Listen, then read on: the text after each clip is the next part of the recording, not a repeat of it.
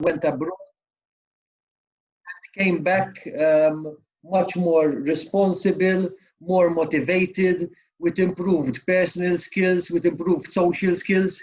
And sometimes you even realize in class that those students who participated on Erasmus exchanges are more likely to contribute in class and involve themselves into discussions than others who don't. And so as a faculty, we always encourage our students to embark on such initiatives. Another thing which we've been doing as a faculty in order to boost the number of students who go on Erasmus was, for instance, that we increased the number. For instance, before we used to have a cutoff of, say, 65% to be able to go on Erasmus exchange. We reduced that to around the 55. Then we said, for instance, we were limiting students to go only in year 2, semester 2. But then we realized that out of the 52 possible places that we had, only 25 or 24 were taking this opportunity. So we also removed that. We told students, listen, if you think it's more possible for you to go through semester 1 rather than semester 2, go for it as well. Sometimes we find universities where the mapping or the matching of the subjects is not exactly the same. We still allow students to go to that particular university because we believe that what you gain is more important than the content itself. Okay? I'm pleased to note as well that a number of past students, for instance, managed to open their own business. Today they're self-employed, and they still kept in contact with students they met while they were abroad. Okay, so these are all opportunities. I'm also pleased to note that the international office, Jake and his colleagues, are extremely helpful. They really go out of their way to facilitate the process for the students. Okay, and so I encourage everybody to go for it. Another thing I would like to mention is that many students tell us, for instance, but if I have BSc Business and IT or I have accounts and economics, okay, where should I go? I also have a list here. I compiled it this morning. Like, for instance, in the last 2 years, students who have economics as one of their majors went to University College in Cork, Edinburgh and Napier. They went to the University of Siena, the University of Edinburgh. They went to Vilnius. They went to a university in Rome. They went to Łódź, it's written L-O-D-Z, but the Polish says Łódź, and the University of Strasbourg. Management students went to Via University College and Vilnius. A public policy student went to Cork. A BSc student, Business and IT student went to Kosminski University. Marketing students went to Lewis, Edinburgh and Napier, Vilnius, Łódź and Strasbourg. Banking and finance students in the last 2 years went to Lewis, Via University College, Edinburgh and Napier, Siena, Vilnius, Essex, Edinburgh, Łódź and Strasbourg. Accountancy students, now here there's a bit of a problem, I just need to mention this, because of the warrant. In the case of accountancy, we have to apply what we call a straight jacket. Unfortunately, because of the warrant, we have a mapping where students have to follow specific subjects. So for instance, if there's a specific study unit which you did not cover and it does not appear on your transcript, that could actually affect you from getting a warrant. So it's very important when it comes to accountancy that you only refer to those universities which have similar study units. I know that students went to Edinburgh and Napier, Catholic Sacro Cuore and Łódź in Poland, while insurance students went to Edinburgh and Napier, Mainz and Vilnius. Okay, so this is just to get an idea.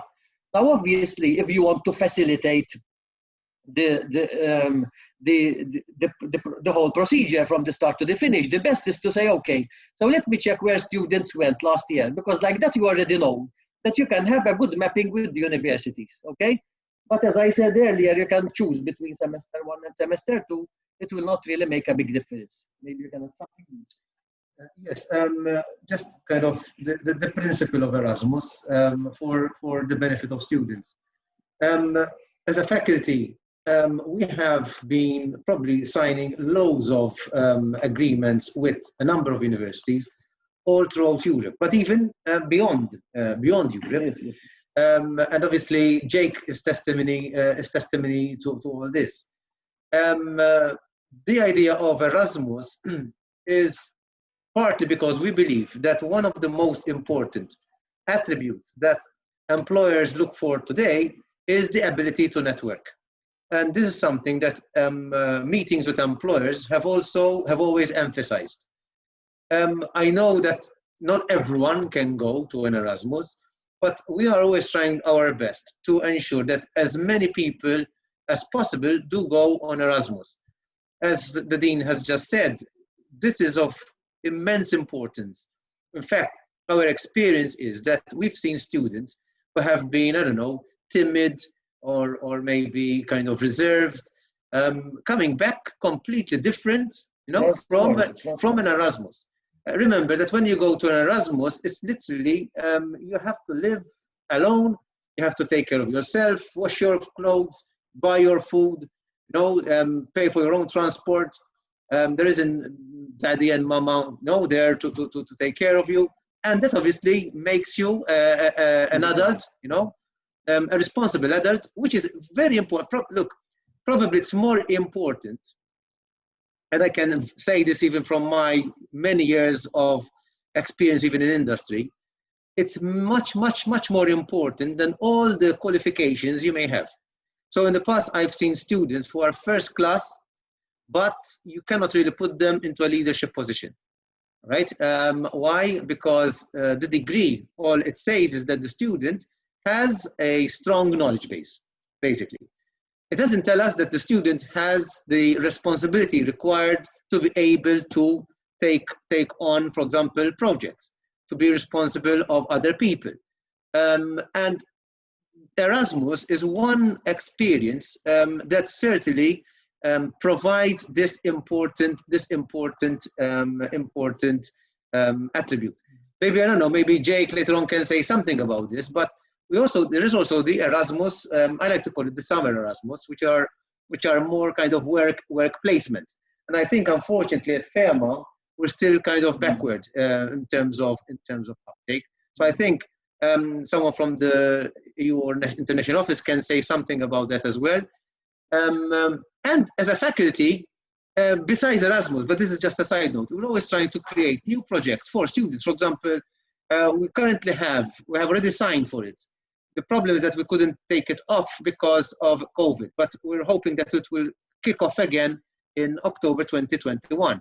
We have signed a project with 4 universities in Kosovo, in Poland, in Leuven, Belgium, and Czech Republic, where we're going to be doing an interviewing process, a selection process of 9 students who will be traveling from country to country with another group of students. So the total cohort will be 45 from different countries, where they will make a business living experience in the different countries. So as a faculty, we're always trying to create new opportunities, you know, new openings for students to kind of go. Do keep in mind that neither myself nor the dean had this opportunity when we were students. When we were students, literally, the places were, you know, very, very few for all university, all right? And you really had to be extremely lucky, all right, and connected to go on a visit abroad, you know? So we want students to take up this opportunity because we think it is extremely important for your own personal development. One last thing is this, that very often we get students telling us, but you know, what happens to my study unit if I go? Will the faculty help us? Will it support us? We repeat, and there's the dean and me as the deputy dean, we are always supporting students, you know? If we're not supporting students, we wouldn't encourage you to go. There were cases where students changed their study units while they were there. They just send us the paper, we sign it, and we send it back. Yes. Another thing which I worked with Jake about 2-3 years ago was also the fact that there was a situation where, for instance, all students used to go to the same university. There was a time, if I remember well, we had 15 students, for instance, going to Coventry. I don't think it's healthy that the Maltese students stay all together. The scope of the Erasmus is so that you mix with new people. You meet new people with international students. Because when you go in a very large group, what happens is the Maltese always stay together. I still remember a time when we used to have Chinese students, for instance, in the past. The Chinese students used just occupy the first 2-3 rows in every classroom, in every hall. Okay, that's not healthy. Okay, we want you to meet different persons, so In fact, it will be an enriching experience. In fact, for we you. have signed, and again, Jake might say something more about this. We have signed agreements with, I think, Japan, right? There's also Russia. Yeah, but this is also part of the opportunities we give to students. And I repeat, the future guys. I think there's someone from KPMG. I mean, the little time I spent at KPMG, there were 340 students, sorry, 340 people working there, 38 nationalities. So organizations are becoming not just multinational, but multicultural. And certainly these experiences are, if I could, I would put it even as an obligatory, you know, as obligatory that students go on. Another thing which we changed, if you remember well, there was a time where students were not allowed, for instance, if you're studying accounts or you're studying economics, then all your study units had to be related to economics. 4 years ago, when I became teen, a student told me, can I study survival Latvian, it was, or Lithuanian? I was very pleased. Of course, you want to study Lithuanian? Yes. For me, it gives me a lot of satisfaction that a Maltese student is studying Lithuanian. But instead, no, I cannot take whatever. I cannot take communication for business. Go for it. But will you sign it? Yes, I will sign it.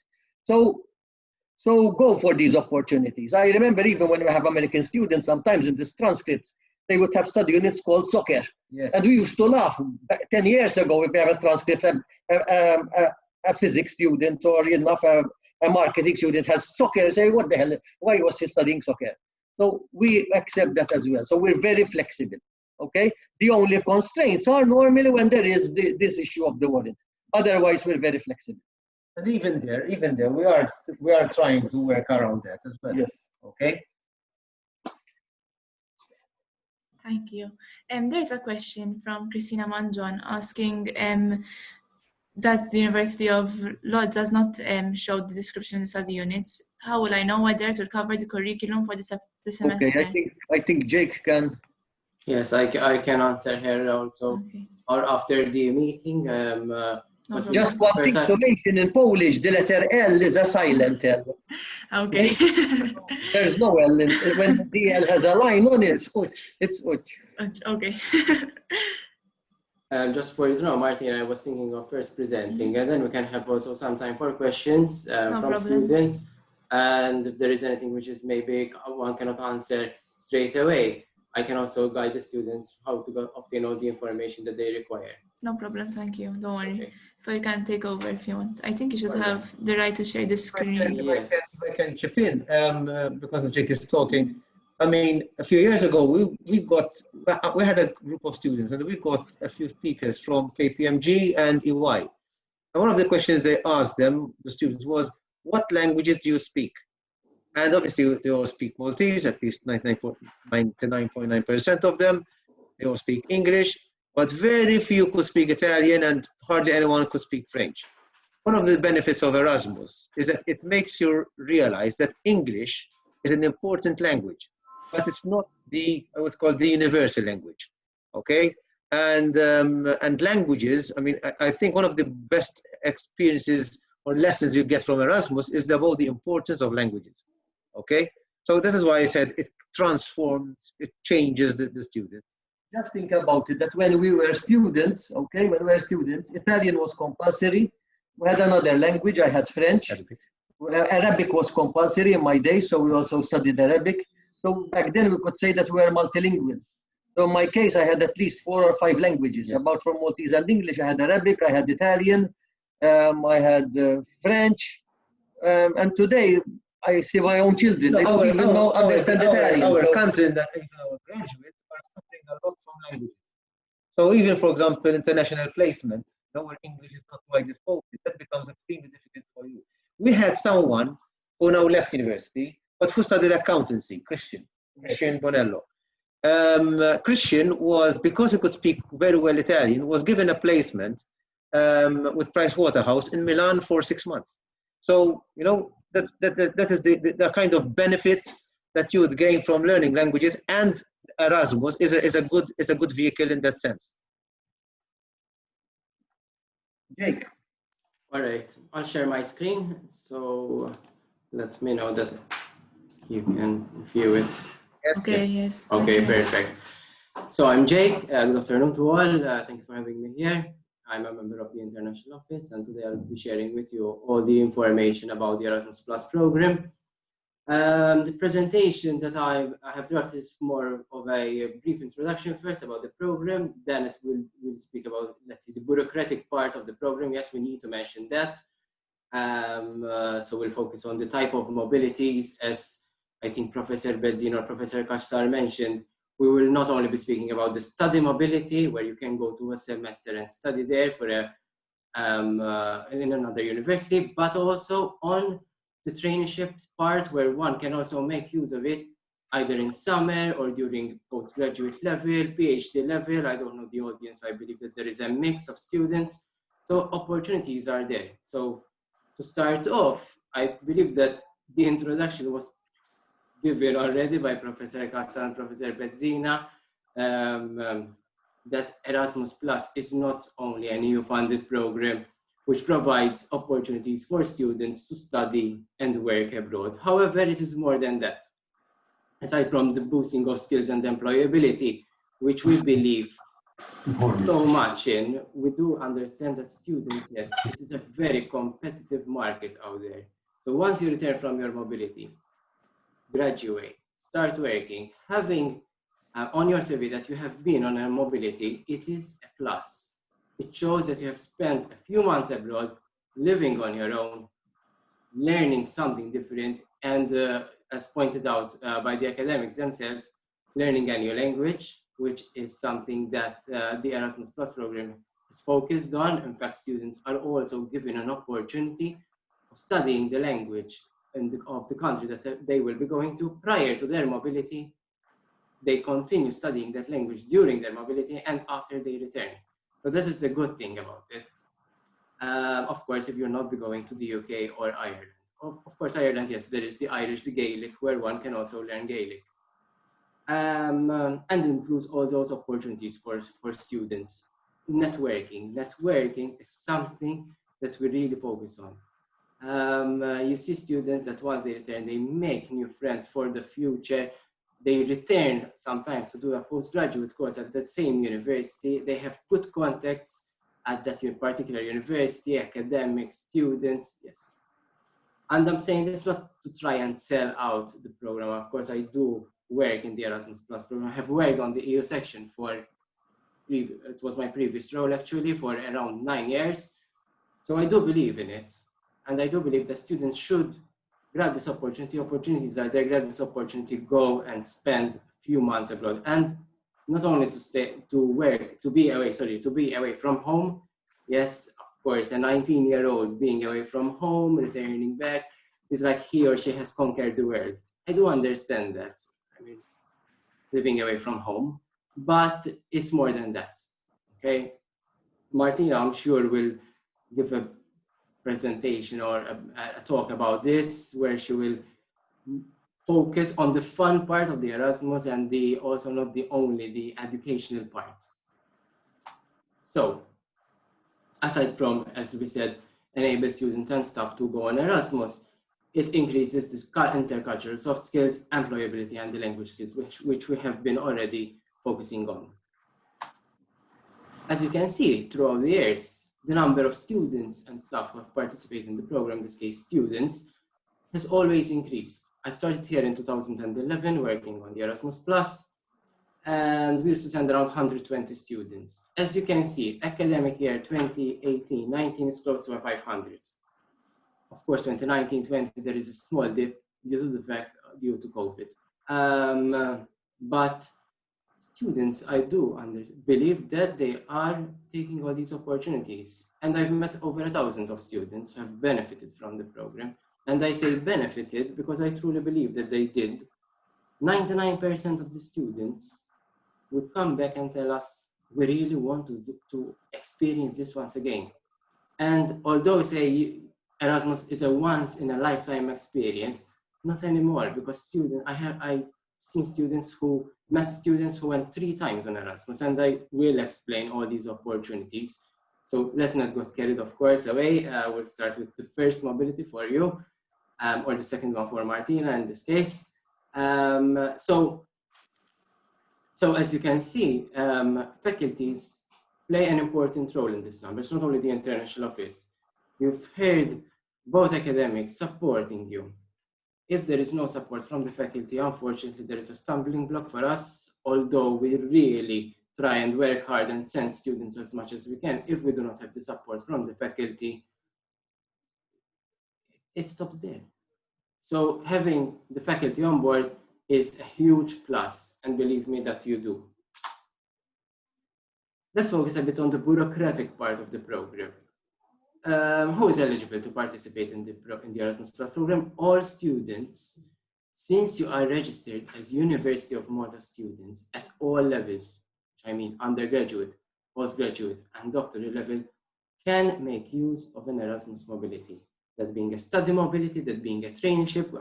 I'll be explaining the difference between the two, but all students can register, can apply for a mobility. It is very important. Now, I do understand that there are a number of undergraduates in this session, but for those who are at postgraduate level, if you really want to make use of this opportunity, make sure that you apply whilst being a registered University of Malta student.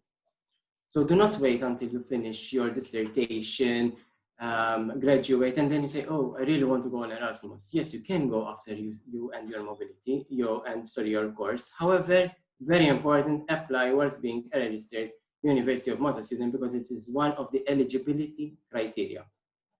Now, applicants must have, of course, completed the first year of their studies at undergraduate level, and that I'm sure that all of you would have already completed their first year of studies. Now, students can follow a semester or a full year at one of the partner universities during the approved mobility semester. And then approved mobility semester means the one that Professor Beddina was mentioning. It's either the second year, second semester, or the second year, first semester. I included that on my slides, in the next slides. So I'll be also sharing, if you want, Martina, with you this presentation, so students can also go through it more than once. Thank you. You're welcome. And when we mention full year, there are students, so if not mistaken, the University of Edinburgh, who have spent a full year abroad at that particular university. Now, students can carry out a traineeship at a host organization, either of their choice, an NGO, for example, or so on. We'll focus on that later on, or selected by the faculty. In this case, selected by the faculty does not apply to the FEMA students, of course, because you will be proceeding on a study mobility, which are the list of universities which I will be showing you as we go along.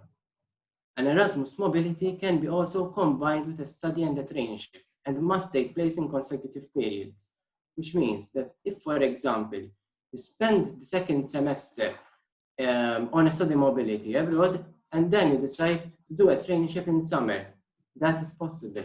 You can continue on your mobility from a study and shift to a traineeship. Of course, you will need to submit 2 different application forms, and I will also be explaining that. Okay, so that is, I would say, the brief introduction of who is eligible to participate. Now, what is an Erasmus student mobility? So it is split in 2. You have a study mobility and a traineeship. The study mobility focuses on the students going in a university and studying, following lectures abroad. Once students return, those study units will be included also on your eSIMS account. So it is a recognized mobility. In the case of a traineeship, it's more of a working experience. Now, the difference between between both mobilities is also the duration. A study duration is a minimum duration of 3 months up to 12 months. And in the case of a traineeship, it's minimum of 2 months up to 12 months. Now, students have the opportunity of going on a mobility during their undergraduate, postgraduate, and doctoral level, as we said. Now, 12 months are allocated for each student for each cycle. So let's say you spent 5 months abroad doing a study mobility in your undergraduate level. As in your undergraduate level, you decide also to do a traineeship of 7 months. That would be a maximum of 12 months. Then while doing your postgraduate, you'll say, okay, I really want to go once again on a mobility, for a traineeship mobility, for example, you have another 12 months allocated to you.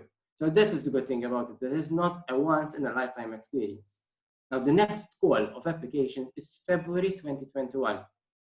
I don't have the exact dates for now. I do not work in that office anymore. So of course, I'm giving the presentation through experience I've had working on this program. However, you will receive an email.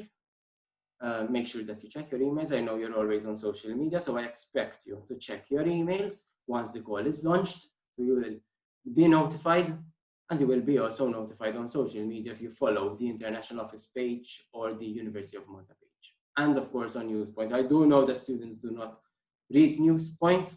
I'm aware of that, so we have found other means, of course, to reach out to students. Now, as to the mobility, I really wish to show you the list of placements. I'm not sure if you can still, whilst sharing my screen, if you can see the list, if I had to switch from PowerPoint to Chrome.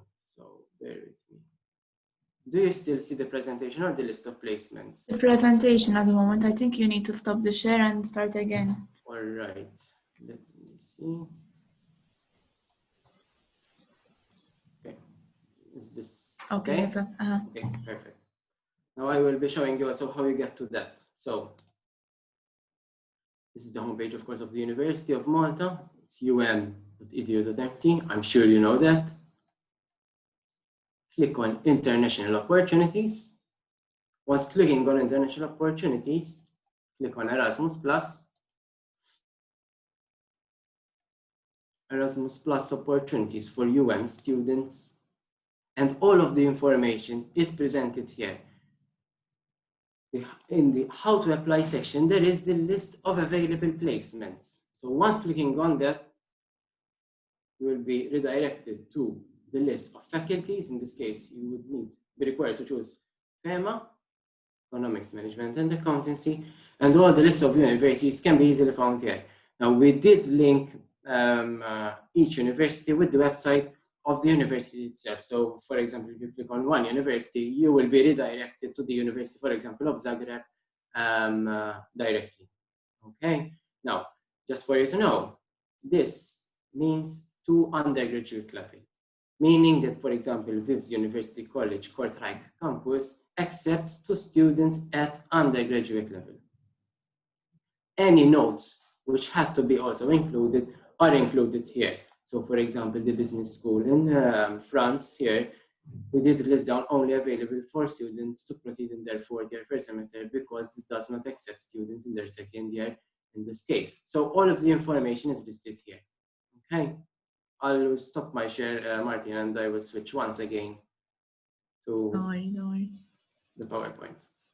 Okay, now, so those are the list of available placements.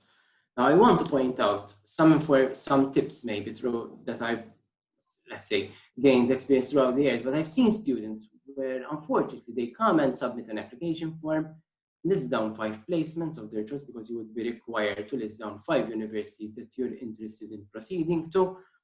And I ask the students, but have you made the necessary homework before choosing those 5 universities? And yes. And you realize that, of course, they're lying automatically.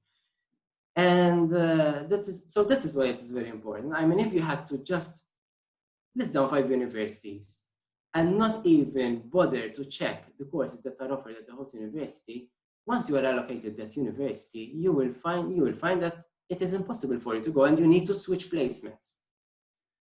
Keep in mind that the international office, we are not academics. So I cannot expect, for example, you telling me, okay, I'll be doing, I don't know, sustainability, etc., or management, etc., and I tell you, yes, it's okay for you to study that when you're abroad. It's impossible. So that's why you need to make the necessary homework. Then you speak to your head of departments. Professor Kassan and Professor Benzina did speak out, and they told you, listen, there are a list of universities. Professor Benzina read them out actually for you, literally spoon feeding you. So do not just go to a head of department and tell him, listen, can I go to, I don't know, Viv's, for example, the one who said the Viv's in Belgium, and I'm studying economics and insurance. And he will ask you, but what do they offer? And you tell him, I don't know, no, it's impossible. Keep in mind that there are a list long list of universities. So make sure to make the necessary homework. Check for the course catalog. I know that a student asked already how to find the course catalog, and I will go and also reply to that question. Check the course catalog and then fix an appointment with your head of department. Do that necessary homework. It is highly important. And I'm sure, Martina, I see that you are muted. Maybe want to I was about to pitch in, add something. right? Yes, feel free. Especially for the FEMA, as in because the FEMA faculty, I have 2 majors. It's important that you check on both majors that they're accepted. Because, for example, if you want to go up, and example, I had gone up with accounts and management, and I found that place good for management, I'll have an issue with my warrant for account. So it's important to check for both places and that they're both okay with both your respective head of departments. And that's it. Perfect. I mean, that's it. That's what we require from students, okay? Now, the recommended mobility semester, Professor Bezzina pointed that out. Second year, second semester was always the first choice. I know that accountancy students can only go in the second semester. Is it still the same, Professor Bezzina? Am I right? Sorry, in the case of accountancy, that's very important because I said because of the mapping due to the warrant. All right, perfect. So second year, second semester. The students we had went to Edinburgh on a pier, the Catholic Sacro Cuore and Uch in Poland. Perfect. Thank you. And the faculty has also now given the opportunity for students to go in the second year, first semester, to boost those numbers, as Professor Bezzina has also mentioned. It's not because we prefer the first semester, but to give the opportunity. Exactly. Now, the cutoff point by Professor Bezzina has been mentioned already, and it's listed down on the presentation. It's 55%. And now I will be explaining to you a bit how the selection takes place. It's of course a very fair and transparent way that the approach that we have adopted. Now, when students apply, what we do is we will wait for the results of your first year, first semester to be issued. So it is very, of course, important that you do really well in the first semester. You're important to do actually well in each and every semester, but first semester for Erasmus can be a game changer, of course.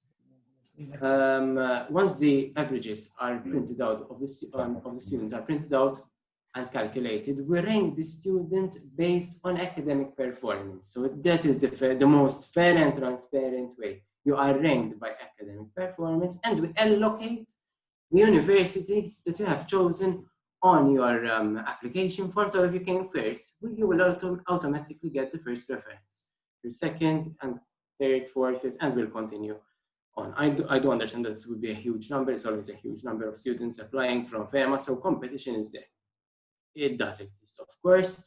So make sure that's why I said you really need to do well, because it is a game changer. Because you might say, really, I really wish to go to that particular university, and you might miss out on that opportunity. Of course, there are other opportunities, second, third preference, fourth preference, but it depends a lot on the student. The final decision is not taken by the international office.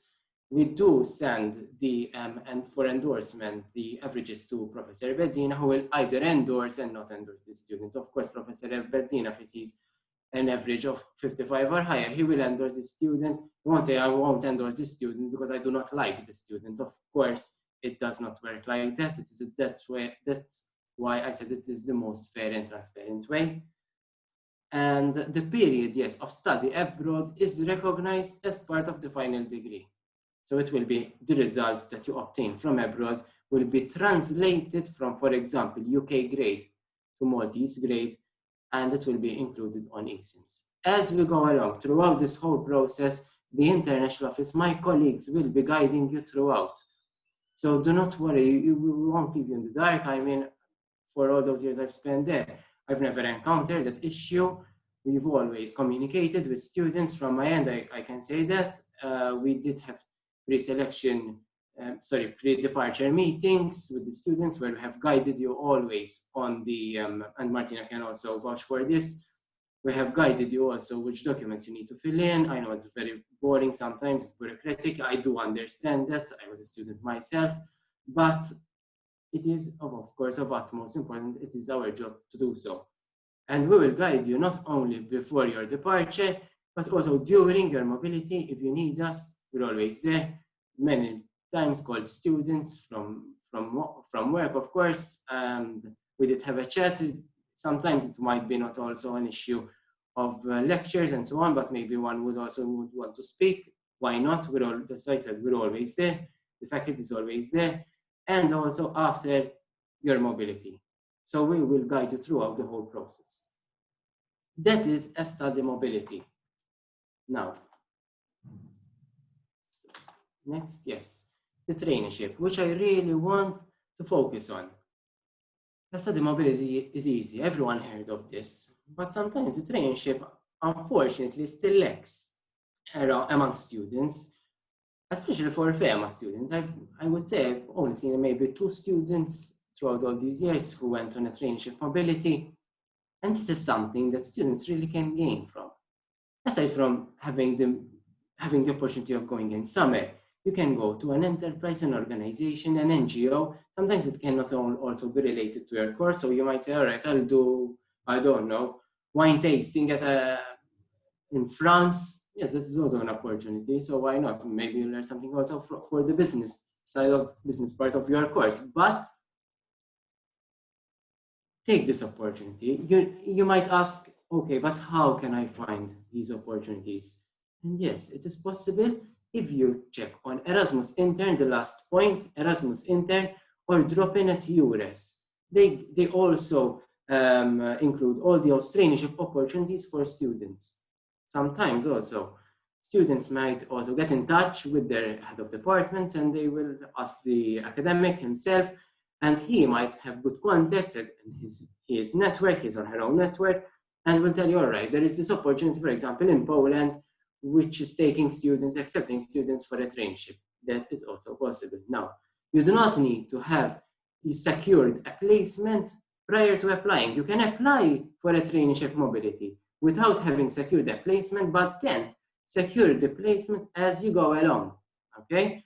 So it does not need to be fixed exactly before your mobility. And if there are any postgraduate or PhD students in the audience, I know Martina, this also applies to you. You can also do part of your research, for example, in a university, access the libraries. And the good thing is that the University of Malta does not need to have an interinstitutional agreement, so a cooperation between both universities. So you might find a university, I don't know, in Belgium, which we have never heard of, but they're ready to accept you to make use of their library for your research. Please do go ahead. All right, now, the good thing also is the third point, is that the possibility of conducting a traineeship within a maximum of 1 year after your graduation. So let's say you're doing an undergraduate or a postgraduate course and you say, I really want to finish my course and then take this opportunity. It is possible.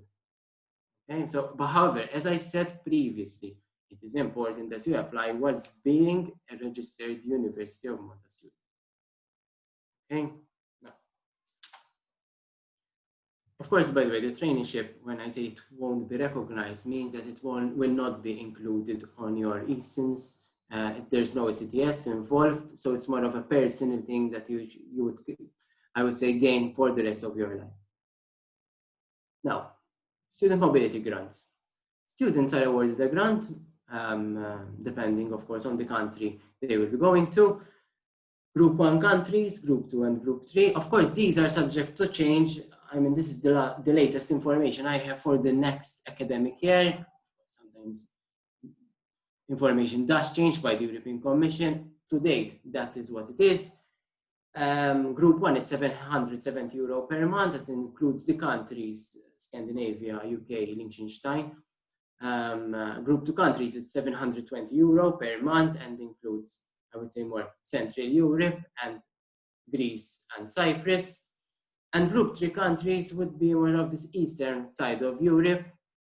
That is €670 per month. Now, make sure to think wisely when it comes to this. Why? Because quite frankly, I would say €770 per month in the UK or Sweden won't be enough. It most probably will cover your accommodation. And I wish, Martina, that once you're presenting, you do speak a bit about, you do not need to go that much into detail of what you spend, but at least guide the students, tell them, listen, I've been to the UK, and it's true. I mean, 770 euro might not be enough, but let's put it this way, 670 euro per month in Poland, you'll live much more comfortably. So make sure also to think about your own budget. Of course, we do not get into that. Each and every student has his or her own budget allocation. Okay, now, aside from the monthly grant that you will be receiving, that is a monthly and daily grant. So if you'll be spending 3 months, 20 days, we do a simple proportion for the 770 euro per month for those 20 days. Okay. A distance calculator has also been given to us by the European Commission. We calculate the distance between. Just you have to check that they have the course. Sorry, Ingrid. Sorry, Bisbal. All right, don't worry. Yes, the distance calculator was awarded to us by the European Commission. As I was saying, we calculate the distance between Insida, where the university, of course, is placed, and the country, the city that you will be going to. And there is an allocated grant depending on the distance. So if you're going to, for example, to the UK, up north, that's 360 euro per month. Sorry, 360 euro once, of course, for the travel. If you'll be going to Italy, for example, that is 275 euros. So as I said, the distance does play a role in this case. Focus is also being placed on special needs, yet the Erasmus Plus and even the European Commission has made sure that at least a percentage of the students who proceed on a mobility have a special need, which means that we are making sure that all students have the equal opportunities to go on a mobility.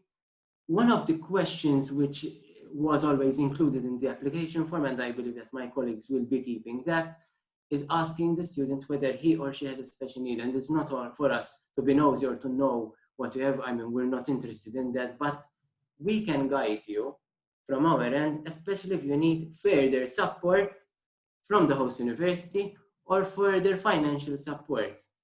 Okay, so we might then be asking you, listen, can you please let us know what you would require, and at least also have something proven by your doctor, for example. So it's not for us to know exactly what the special need is, but for us to guide you accordingly, of course. And I did list down a small paragraph, a short paragraph, what a person with special needs is identified by the Erasmus Plus program guide. I did show you of how to access the information about the Erasmus Plus program on the website, and we've seen that together. And that would be it from my end. So, of course, now we'll open the floor for questions. Martina, if that is okay, before you start presenting from your end. No problem. Any questions that you might have, from tomorrow, of course, onwards, please feel free to email the Erasmus account. It's erasmus@um.edu.mt. Make sure to like us also on Facebook. We do update constantly, or at least try and update constantly. And that should be it. I mean, do you have any questions? Or maybe Professor Bezzino want to add something? There are some questions at the side, and I don't know if you want to try to tackle them. Tell us. So the first one was that the study units, how will I know whether it will cover the curriculum for the semester? And I believe it has wrapped up on that, but maybe I want to give a bit more information. First of all, as I said earlier, the best thing is that for instance, if I have management and marketing, and I know that in previous years, students who had management and marketing already went to the same university, then obviously you can either consult with faculty office or with Jake, and we can tell you exactly what those students chose. Like that, the mapping will be done automatically. Mm-hmm. But if that does not already exist, then obviously what you need to do is simply the student does an exercise, looks at the study unit, look at what we're offering, and then approaches the respective head of department to confirm that they actually map. There were cases, for instance, where students were choosing, for instance, study units, which they would be covering in the third year. In that case, we tell them, listen, if you're going to do HRM now, you're going to have HRM again in the third year. So it's better you don't choose it. Let's try to find something else, since you don't find something which maps exactly. Okay, so it's not a problem. We're quite flexible, as I said earlier. And we did, in fact, I do recall also some students visiting our office and telling us, for example, I really want to go to this particular universities. Were there any students who have already been there? Exactly. And we check our past students. Exactly. And I can also check, for example, we used to check the learning agreement of the students. Say, all right, they've taken these study units, they registered for this. And a student takes note. That saves a lot of time. Exactly. So I mean, that's why we're here to also guide the students from that part, from that section, let's put it this way. There is a question to everyone. So do the students choose themselves how long the placement would be? Elisa, if I may ask, when you say the placement, are you referring for a study mobility, right? Are you referring to that study mobility as a placement? Maybe Yes, Elisa. yes. All right, okay. No, it won't be you choosing. It depends on the semester of that particular university. Keep in mind that not each and every university have the same semesters. So let's say if the first semester at that particular university is from the 15th September to the 15th of January, you cannot just decide yourself to stay up until 15th December, for example. So it is set by the university. So. Just one thing, I apologize because I need to leave because I have a course on how to use ViceFlow. No problem. Thank you for joining us. Thank you. From exactly now, okay? No. But the Professor Kassar who will be representing the... Thank you very much. Thank you for joining See us. You. Welcome. So Samuel wrote, how high on the university requirements there is 2 UG FY only. FY means full year only. I believe that you're referring to the University of Edinburgh, if I do recall correctly, from the list. So Sarah, can I find the list of the study units in relation to the semesters for each of the universities? Would they be the same as the study units here? No, as Professor Bezzina was mentioning. So we will need to check the study units that are offered at that particular university. Make sure that if, for example, you'll be going in the first semester, check the study units that are offered at that same semester at that particular university. So do not check the ones that are offered in the second semester, because of course you will not be eligible to register for that. It won't be the same exactly, of course, at the University of Malta. That is the aim actually of the Erasmus Plus program, that you'll be studying something totally different. And this is actually the fun part of it. I think Martina can also elaborate on that. I do hope I did answer you, Sarah. Conversely, Jake, sometimes they might have different titles, but the content is the same. Oh, of course. You know, I mean, that's why they have to be mapped. I mean, it's not just the title. Obviously, one has to. No. Exactly. Christina, so apart from the grant, will we be given an amount for travel depending on the distance to travel? Yes. Where I was showing you the distance calculator, so we'll do the distance, for example, from MCDA to the one I was mentioning to, I don't know, Sweden, that's 275. Sorry, 360. If you'll be going to Italy, it would be 275. So who do we contact when checking about the study units regarding learning agreements? Is there an email, please?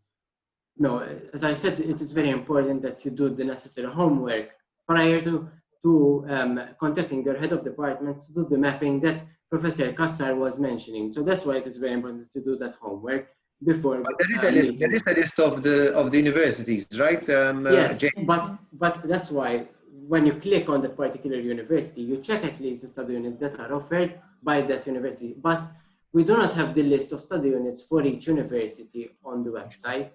Those change as well, huh? Exactly. I do hope this is clear, Christina. If I may as well, it's important to keep in mind the main area of masters you want to go into, because, for example, sometimes there might be some study units which you might not be able to fully cover. So it's important to keep in mind what you want to do for your master's level as well. For example, me, I couldn't do anything else because I was having accounts for my master's. So it's important to bear in mind your master's and what you want to do in the future as well. I don't know if it's... Yes, fair enough. We do have a question also from, sorry, Christina, I think you were going to speak. Yes, can I continue on the question? Yes, of course. Because of LODs, or I don't know how to say it exactly. It's okay. I checked the study units, but there isn't a description on the study unit. So I'm just concerned about what they will cover in the study units in comparison to our study units. All right. If you do not succeed in that, what we can do is we can have a look at the past students, what they did register for. We can also email that particular university. You can also email them from your end. I mean, do feel free to get in touch with host universities. There are students who, for example, email that particular university, tell them that they're interested in registering for these courses in the future, of course, and they would like to have at least a course catalog which also has a description for each study unit. Now, I did encounter, to be fair and honest, completely honest with you, that some universities did not have all the information at hand at that very moment. So they just have the titles, for example, and they do not have all of the information like we have on the University of Malta webpage. It is also sometimes, unfortunately, it does happen. However, we can email them also from our end. Okay? Okay, thank you. You're welcome. Patricia asking if we cannot go abroad due to COVID, will we be given another opportunity? COVID, of course, is a Pandora's box at the moment. I cannot be completely 100% sure how to reply to this, in the sense that, of course, the opportunities is the recommended mobility semester is the second year, first or second semester. Of course, we're hoping that by the second year, your second year, everything will be at least better. Being very honest, I cannot commit that, for example, second years won't go because of COVID. We'll speak to the dean, we'll see if we'll get the opportunity to go in your third year, and most probably I understand that it will not be possible, so I will not get into that for now, please. Let's wait for at least to see how things will go on, as we go along, if that's okay, Patricia. So I recommend it that you apply anyway as if you're going for Definitely. now, and things would go on business as usual, and then when it comes to the Definitely. at the end, we'll see then. Mind you, you need to apply, because if you do not apply, of course, you will definitely then lose the opportunity. In Sarah Zarb, in BSI, do we have a BSI student maybe here? Sarah? I'm not really sure, maybe you can speak. I couldn't get information anywhere else, so I decided to join. All right, okay. So you decided to join Thema, but I will still reply to you, no problem. In BSI, we need to work on our dissertation in second year. Would that still be possible in the case of Erasmus? Also, would we have to do an interview? So, yes, I do require students from BSI going on a mobility in the second year, second semester. They still work on their dissertation, and I believe there are also some FEMA students who might need to work on a dissertation while it's being abroad. You can also be in touch. Jake. Sorry, Prof. Yes, the business at IT. In FEMA, obviously, they're working on the dissertation second year. Exactly, it is possible. I mean, you will be in touch, Sarah, with your tutor by email. So, so that is possible, of course, to conduct all the necessary research, continue on writing your dissertation, or as being on a mobility. And no, an interview is not required from our end. We do not choose students by interview. That is only done by the students who go on an exchange program, but not on Erasmus mobility. And when I say an exchange program, the call that is currently open for mobilities outside the EU, such as Japan, I don't know, US, Canada, etc. Now, question, Ingrid, for second year, when would the applications be open, until when for first or second semester? I don't know if you were present for the whole presentation. I did mention the February part. So usually each and every year the call is open February. We always open it end of January, beginning of February. Once the exams finish. I do understand that this year most probably the exams will happen. If not mistaken, I'm not 100% sure. Professor Kassar, will the exams be taking place in for the whole month of February this year, or no?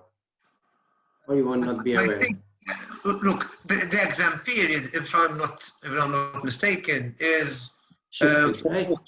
most of February, no? Yes, yes.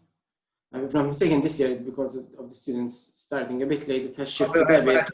We had to delay start, of course. Exactly. So my colleagues, of course, will be required to finalize the dates for the call in the, I would say, in the next few weeks. And and this then is not just us. exactly. No. It's the whole university. Some universities haven't opened at all. I mean, Exactly.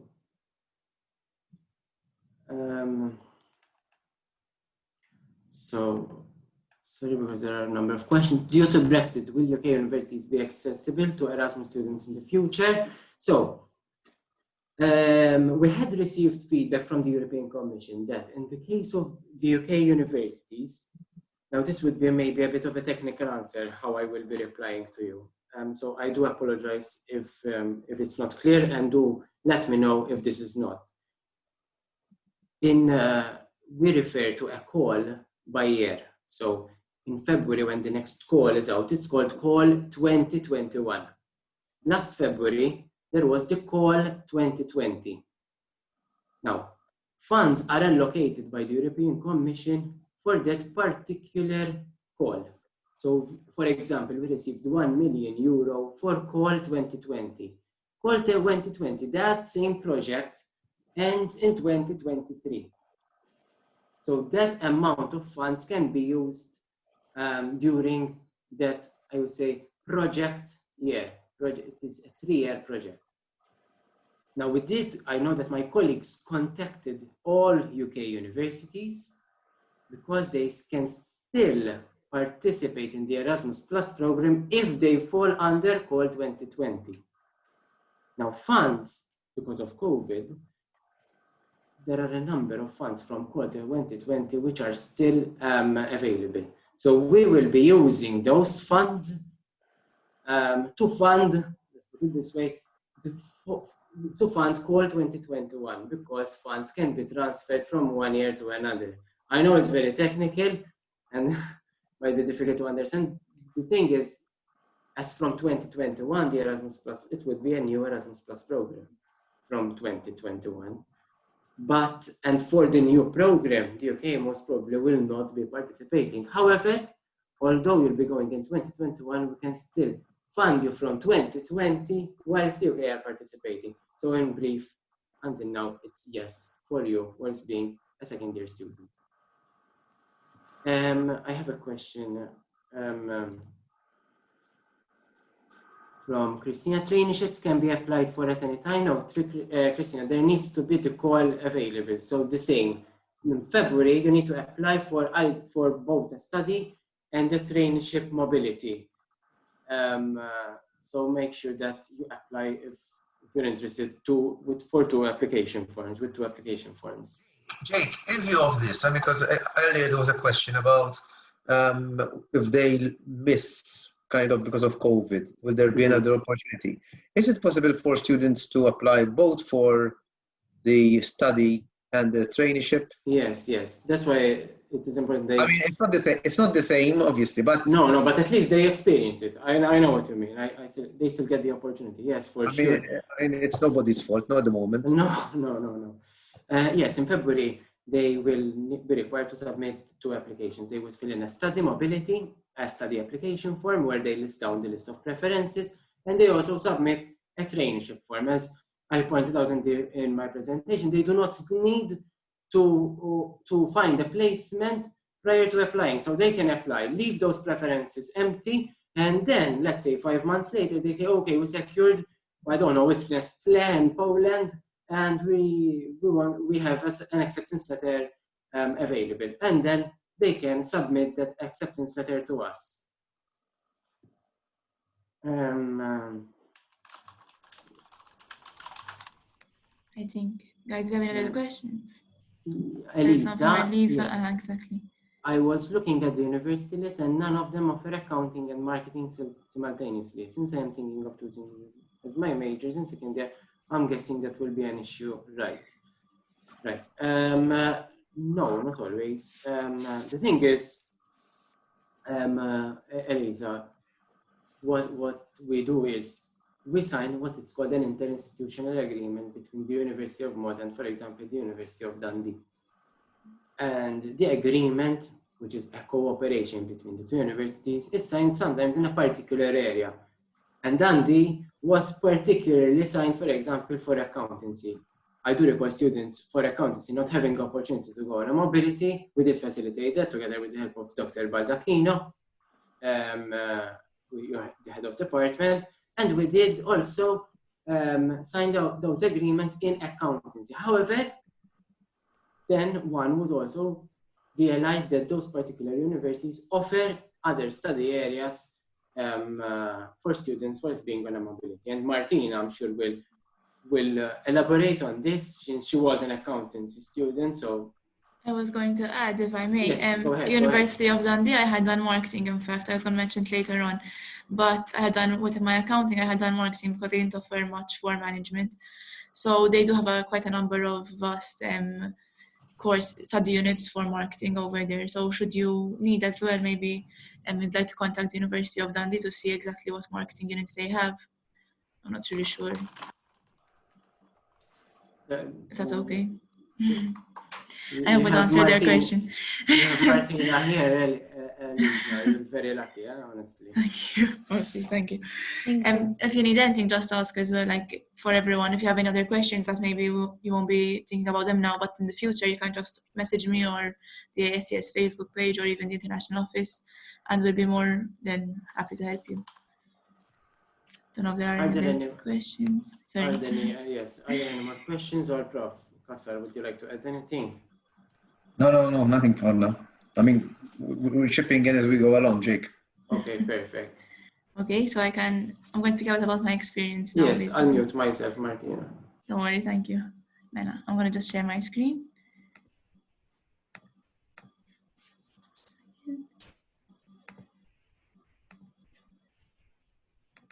Okay.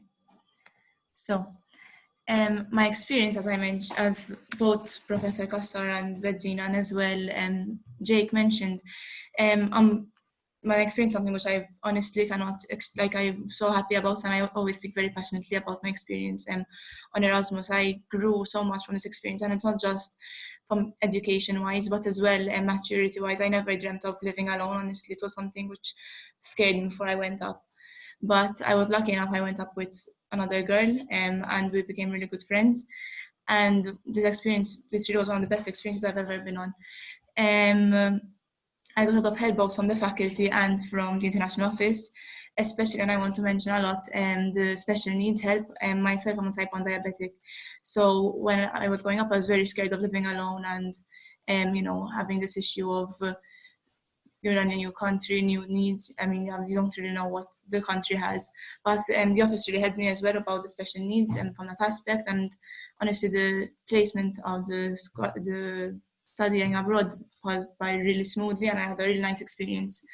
I have a few pictures, they're not very clear, but that was our area. And then I was at the University of Dundee, as I mentioned before, and I was studying management and accounting. But over there, we're doing marketing because they didn't have good management units that were equal to the ones here in Malta. So basically, for our area where we're living on dorms. In their dorms, we felt it was a bit safer for us because we're in an area with other students, and it gave us a really good opportunity to mix with other students. We had living with us, we had 2 Americans, 1 Canadian, and 1 from the Netherlands. So it was a really big mix of people. And above us, we had people from Belgium, from Canada as well. I mentioned Australia. So we had a really big mix of people, and not just European. So I was on the ground floor, as you can see in the bottom photo. That was the view from my window. We had our Tesco's very close by. We didn't have any hassle with food. And even the dorms were very spacious, as you can see in the right photo. That was our kitchen alone, and that was shared between 6 people. That area had the other half, where it was like just half of the room. The other half was all appliances and stuff. So it was a very spacious area. It was really, really nice. And I couldn't have asked for anything better, honestly. As I want to mention a bit about the grants, they covered mostly accommodation for us. being it was in Scotland.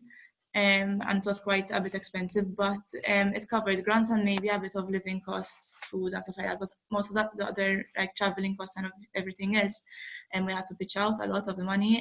But for personally, I mean, it wasn't a big amount because the accommodation was the biggest amount that you had to pay for, and that was covered. So I think that's that to mention about the grants. Basically, we did travel a lot, and that was our Highlands trip. I want to share these photos, none of them are edited. I don't know how to edit, so this was from the views I had gone on. And we did travel quite a bit, but it was, I want to mention that although we did travel, it wasn't an easy course that we were attending over there. And we had 10 and 15 credits, 2 units of 10 and 15 credits, so obviously they weren't light units, and a lot of reading. So, for example, to go on this trip, I had done a whole weekend of just staying inside, reading, studying, but I mean, it was definitely worth it. So I don't want to say that it's only traveling either. It was very fun, and we did go with a big group, and I wanted to share my photos of the group, but because of GDPR, I cannot. But we did go with a big group, all of which were international students, and it was one of the best trips. I mean, we had really bonded. It was the girl who was with me. We had really bonded on this trip and became like, we had made loads of friends on it. I think it was really fantastic. And as well, we had this trip that had gone on with another university, University of Stirling. So we also made friends over there. We also traveled around our area. So this was St. Andrews and Stonehaven, which was very close by. The last 2 photos at the side on the right, they're the same day, just a few hours difference, and the weather has completely changed. And something I'll say about the weather over there, if you were planning on going there, it was very, very sunny. So when we went to the Highlands trip, we weren't just in jumpers, we weren't really wearing any big jackets or anything. This was in February when usually it's snowing over there, so but it was a sunny time. This was about the university where we were, main buildings, and one of where we were studying. It was a very nice university. I do want to say that their library, for example, was fantastic. The academics over there were really, really helpful. We did have people, they were, whenever, obviously we did struggle a bit, especially because of the fact that we have although it's still UK and doesn't very much, their learning systems are a bit different, and even the way they expect assignments and whatnot, obviously, these vary even in Malta from faculties, let alone in a different country. But they understood we're international students, and they were very, very helpful, even during exam time. And they were helping us with our past papers and everything else. They were really nice people. In fact, as even Jake mentioned before, we did remain in contact with them, and we obviously would still speak to them every now and then as well. As this international students, our group chat still goes, like the people still speak, and someone's birthday we always speak and say happy birthday. We did become a really tight group. I'm not really sure if there's anything else I want to mention. I think that's really it. I don't know if you have any other questions. Or obviously, I'm speaking about the university I went to. Everyone has a different experience on Erasmus, and I think that's something which is really fantastic. And that everyone, between different years, between different locations, everyone has a completely different experience. People who went up as a group, maybe they didn't live on dorms, they have a completely different experience. But obviously, I'm speaking from my experience, and I really truly enjoyed the experience I went on. And I really felt like I did grow up, and it's something which living alone really teaches you a lot, and something that we don't get to experience here in Malta, because obviously we live with our parents. So when most of us, not to generalize, but most of us do live with our parents. So when you're living alone and getting the full, study abroad experience, was something which was truly amazing, and I wouldn't exchange it for the world. And I'm not just saying this because I'm giving the Erasmus talk, but I truly mean it. And every time I speak to someone about my experience, I can keep on speaking to you about it for a whole day if I want to, because it was such an amazing experience. And honestly, I really encourage it to anyone who wants to go up. I think that's it from my end. I don't know if you want to add anything else. I'm just stop sharing. Okay. So to follow up, we're going to be having Mr. Luke Bonelogio. I'm not sure if he's... I know, I'm here. Okay, perfect. Okay, guys. Hi, Luke Bonelogio. Thanks for the introduction. Thanks, Martina. Really cool experience. It's always nice to know about other people's experiences on Erasmus.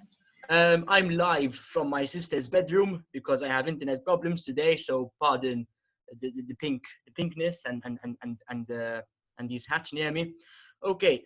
I have a little presentation for you all. I'll try and be as quickly as possible because I know that you've been absorbing a lot of information and you probably want to go and process it all. but I'll just try and be as quick as possible to explain in detail, not in detail, about the Erasmus Student Network. And I'm going to try and share my screen. I should have made you co-host. Should be okay. We can see. What are you seeing? The Google Drive, the page. Okay. Okay. Let's see if this works for me, because like I said, I'm having some internet problems today. Right when you need it to work.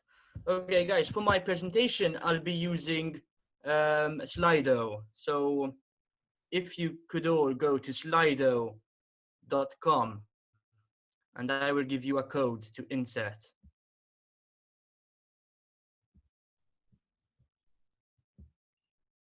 Let's see if it wants to work for me. If not, I'll do it without the Slido. It's fine. Let me try and do this without, wait, let me cancel this. Sorry guys about this. It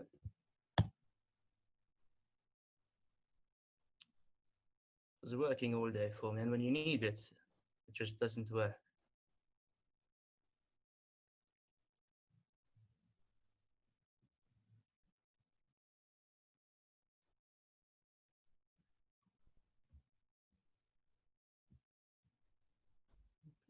What is this? Okay, doesn't matter. We'll do it without the Slido. Oh no, it's working. Okay, fantastic. Let's get this started.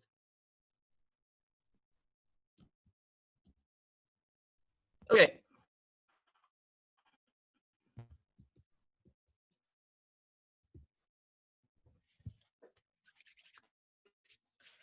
All right. Are you seeing my presentation now or not? At the moment, it's like a white screen. Oh, I'm not really sure. No, then I'll do it without it. I'll do it without it. No problem at all. Okay, doesn't matter. In the meantime, guys, Luke Bonello from the Erasmus Student Network. Before I start, I'd just like to get to know you guys a bit. So you're all thinking about going on your Erasmus experience. Anyone has an idea of which country they want to go to? Just shout out your answers. Just unmute yourselves and just shout out a country where you want to go to. Anyone? You know, you all want to stay in Malta? UK, I think. UK, okay. Someone wants to go to the UK, okay. Anybody else? Germany. Germany, that's cool. That's a cool place to go. Where in Germany? You have an idea?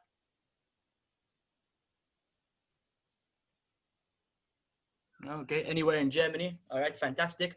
Anybody else anyone wants to go explore the eastern side of Europe? Poland, maybe. Poland, cool. All right, somebody else? Maybe someone wants to go to the north? Scotland. Scotland, okay. Someone wants to go to Scandinavia? Nobody? Norway, Iceland? All right. Okay, and besides countries, anyone has a particular city they want to go to? Barcelona, maybe? Poznan? No. All right, people just want to go anywhere, it seems, eh? All right, no problem. Okay, and before I continue, has anybody ever heard of the Erasmus Student Network before today? Feel free to unmute yourselves, guys. No. No, okay. So I think nobody has heard about the Erasmus Student Network. Okay, no problem. So I'll just explain very briefly who we are. We are one of Europe's largest youth organization. It's gone. Anyway, we are one of Europe's largest youth organizations, and we're a key volunteer organization when it comes to promoting Erasmus and international student mobility. We're present in 42 countries and in over 1,000 universities. And here in Malta, we're present at the University of Malta, and we just opened a new section at MCAST. And here I've got a map showing you all the countries where ESN is present. So a cool thing about Erasmus is that it's not only for EU countries, but you also have non-EU countries within the European education area, like Turkey and Azerbaijan and Russia, for example. So if our university has learning agreements with those countries, you can actually you can actually go on an Erasmus experience to those countries.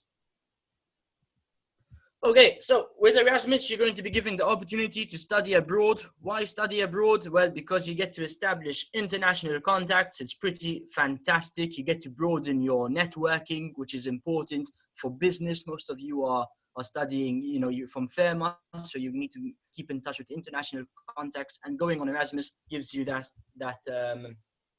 opportunity. It also gives you the chance to discover new cultures. So for example, here in Malta, although we're a very multicultural country, the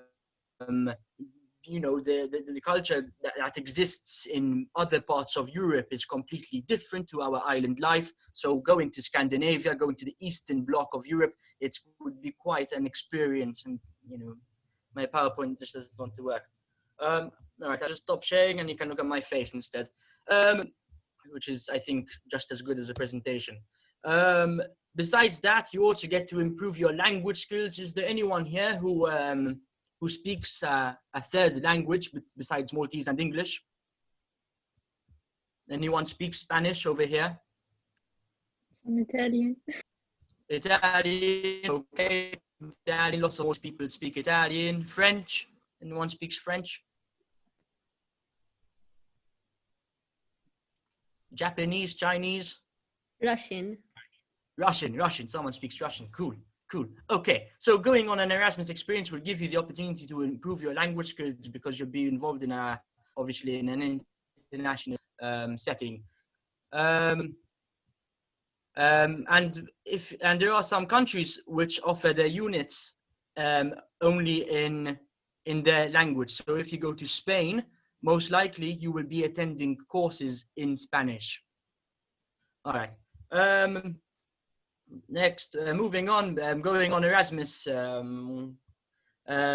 is really a really cool experience. I think you've actually gotten the gist of all that. So then you've got ESN, the Erasmus Student Network, which can help you in a really cool number of different ways.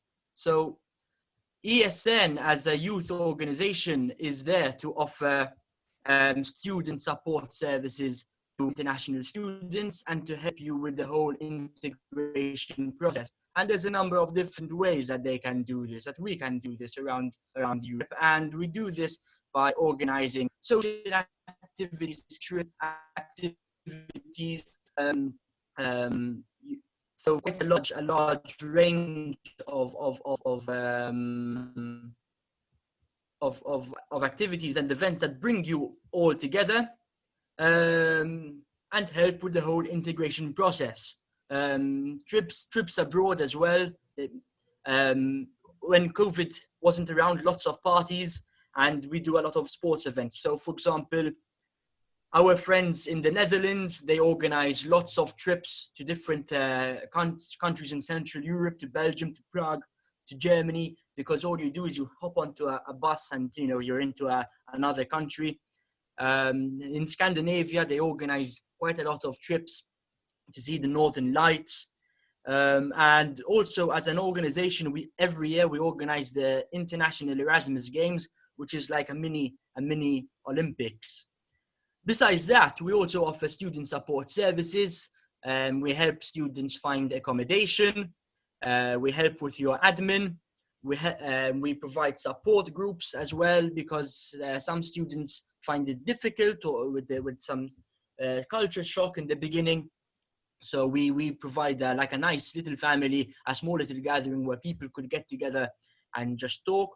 We also have a buddy system. Lots of ESN countries, lots of universities run a buddy system. Over here in the University of Malta, the buddy system is run and coordinated by KSU. I'm just wondering, is anyone part of the buddy system over here?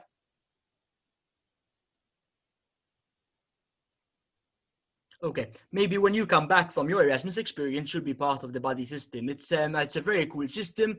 The way we run it at ESN is we have this software which pairs automatically through an algorithm students together depending on their likes, dislikes, course, age, and other personal traits. And your buddy is your point of contact. You know, in some countries they pick you up from the airport or from the train station. They help you move into your accommodation with your luggage, and they do a nice little tour of the city and help you with your whole moving in process. We can also, lots of ESN students have been on Erasmus, and we can also help with your learning agreement. So I heard Jake talking about the learning agreement quite a lot. So ESN volunteers around Europe in your city can help with your learning agreement. Besides the normal Erasmus, I don't know, Jake, did you talk about the CEU? No, I did not mention the CEU to them. Shall I, or would you like to? I'll just say a few words, and if you want to continue it. All right, yes, by all means. Okay, so our university is part of an alliance called the European University of the Sea. And it's an alliance with 5 other universities. So you have Gdansk in Poland, you have Split in Croatia, Cadiz in Spain, Brest in France, and Kiel in Germany. And this is in addition to the normal Erasmus. So our university has institutional partnerships with a lot of other universities, and the CEU is in addition to that. It's a new program, it's a new project.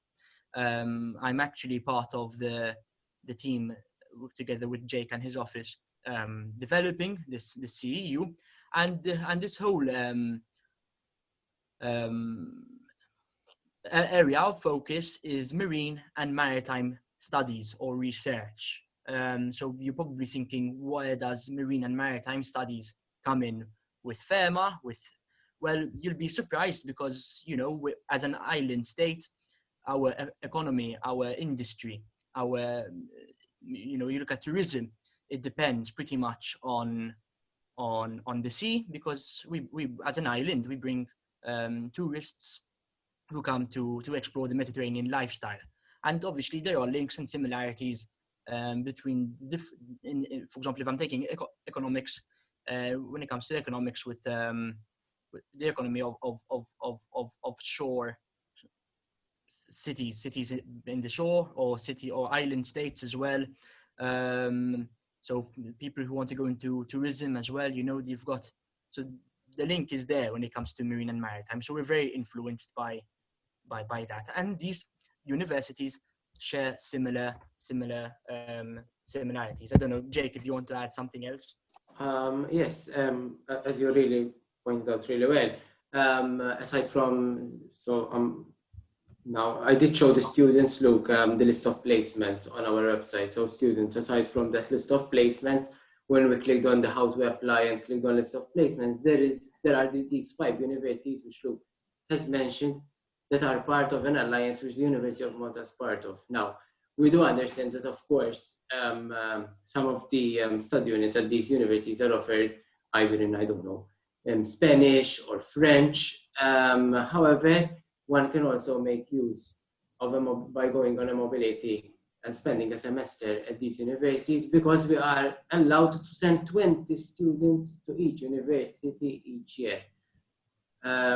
Not only on a study mobility, look, I did point out the traineeship section of the Erasmus Plus program.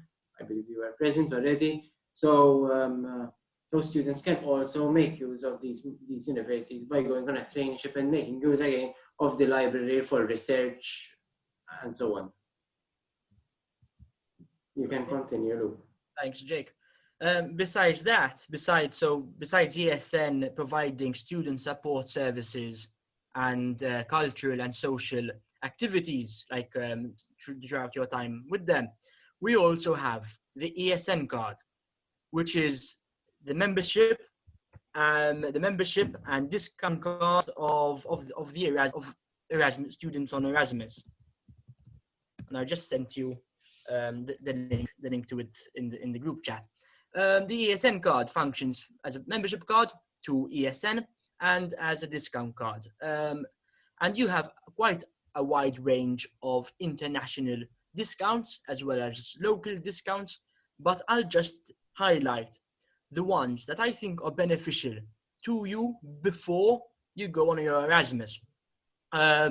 So with ESN, you can get a discount for insurance. So when you go on your Erasmus, you need to take travel and health insurance.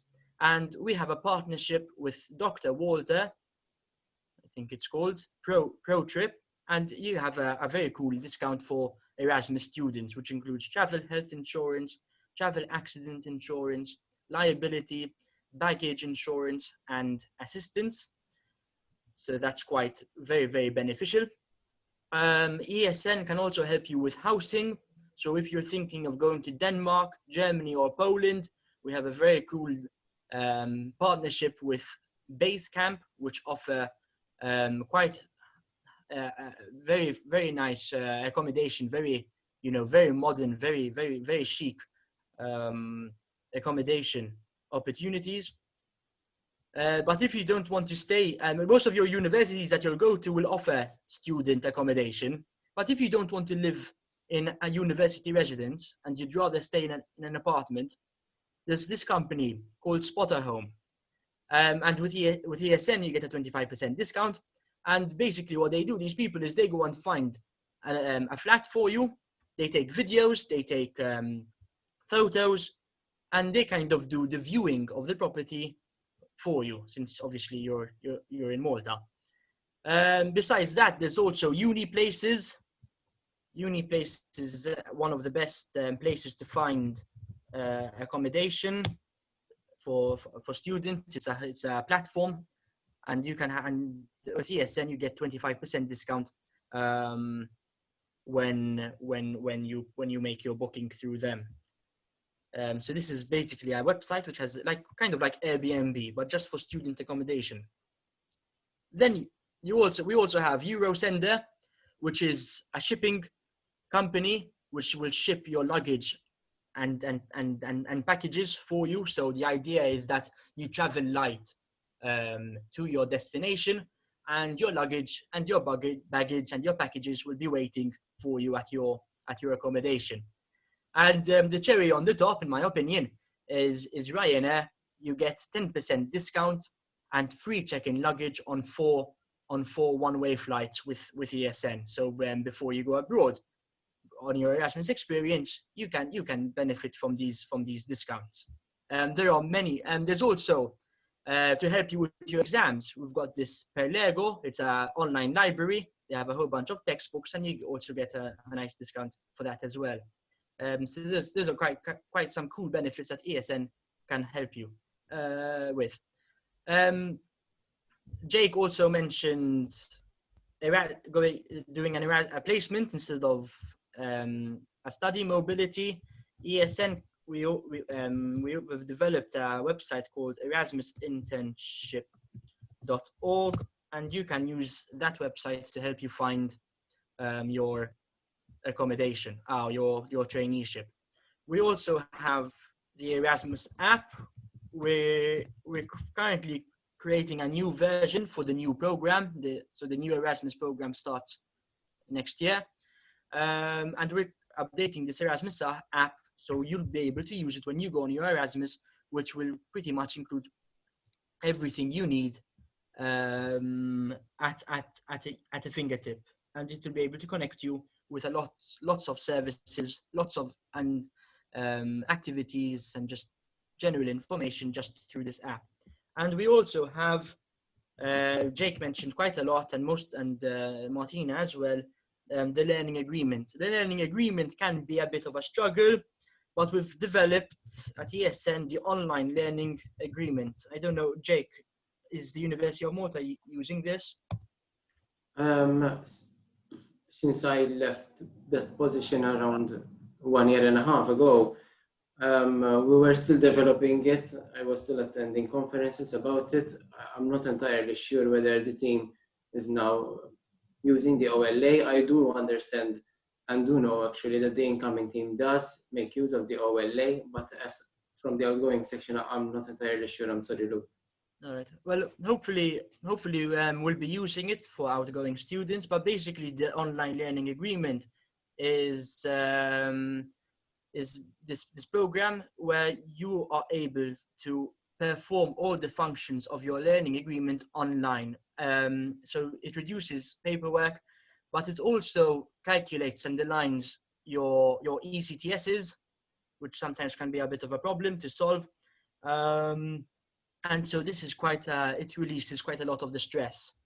So hopefully by the time you go on your Erasmus, it will be available. Okay, I'm going to close off very briefly. ESN Malta, we're very present and very active on campus. This week and next week, we're actually celebrating social inclusion days. So we have a number of events and activities coming up this week. We actually have a beach cleanup tomorrow. And on 3rd December, we're playing blind football because it's World Disability Day. And on Saturday, 5th December, we're doing a Zumba session with the refugees who are resident at Darlinda in Fugura. So if you want to join our community, if you want to get to know other international students, be part of the international community here in Malta, you can just join us before you go, get the experience of Erasmus before you go on Erasmus, so to say, and get to know new people as well. Okay, I hope that you're all very excited for this experience. The ESN office is open every Tuesday and Wednesday between 12 and 4 if you want to pop down. And we'll help answer your questions as well. So I hope you're really excited, guys, for this. It's a tremendous experience, and it's something that I think as Maltese we really can benefit and make the best out of this situation. Okay, I think that's all from me. Any questions from here? I don't think.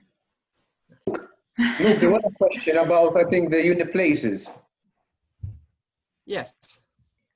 I think it was Christina Manjon. Yes, here it is. Wouldn't be the dorm. Unit places wouldn't be the dorms, right? No, it is. It depends who's listing. So anyone can list on this platform. Universities do list their own accommodation as well. Private purpose-built student accommodation providers do list on it. It's just a listing company, so website. So think Airbnb, but purposely for student housing. Excellent. Are there any other questions, guys? Feel free to unmute yourself or to message. If maybe you aren't thinking of anything now, if you want to speak to us, obviously, again, as I said before, you can speak to us on Facebook. I think both on the ASN page, on the ASCS page, even on the International Office page itself.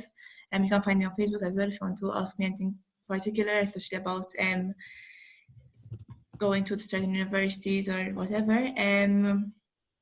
Thank you, obviously, to Luke, Jake, and Professor Kassar for joining us, and thank you all for coming. Once again, if you have any other questions, feel free to ask us. I don't know if you want to add anything else, Jake, Luke, Professor Kassar. From my end, it should be it. I mean, good luck to everyone, good luck to all the students, of course, for the upcoming semester, eventually exams, eventually applying for Erasmus and going on a mobility. I do hope that you'll have an enriching experience, which I'm sure you will. Thank you. Thank you, Martina, for actually inviting us over. Thank you. Thank you. Thank you very much. Thanks, guys. Thank you very much. Good luck. Erasmus starts now. Good luck, guys.